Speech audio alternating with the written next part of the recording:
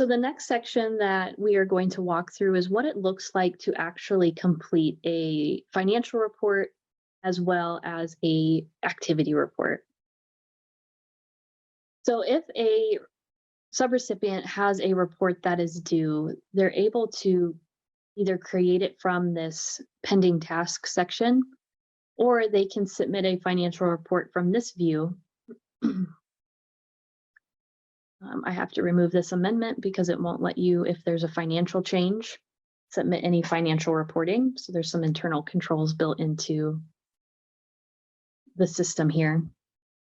So once that amendment is removed, they can either from this section create a financial report, or from this area select the most recent that they need to complete.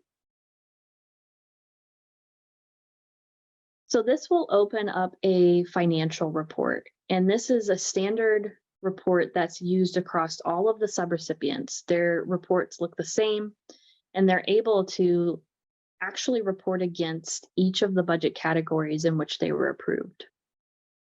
So here they're going to indicate their reporting period.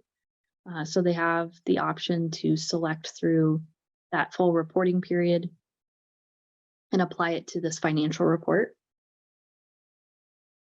And then within each of these categories, you'll notice that the sections that are grayed out, these were not approved budget categories during that award recommendation process.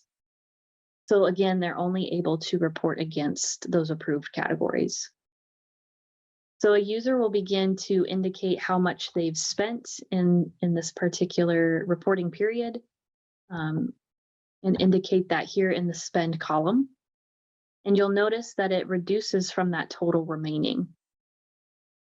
So if I indicate 1,000, you'll notice that that was reducing from the total remaining column.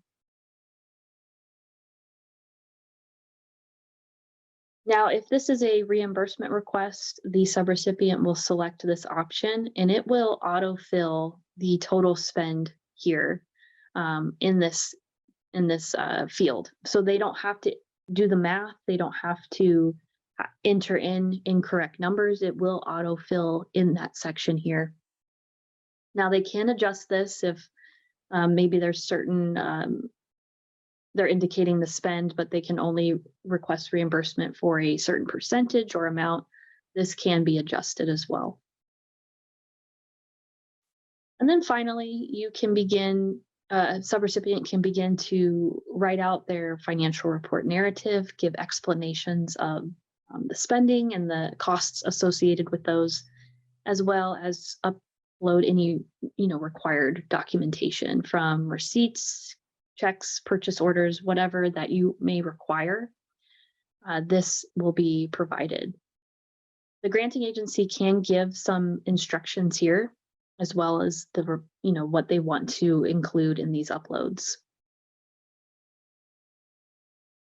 There is always that option for them to save and close. So if they need to come back and finish this at a later time, they certainly can do so, or they can officially submit this report for that formal review by the granting agency.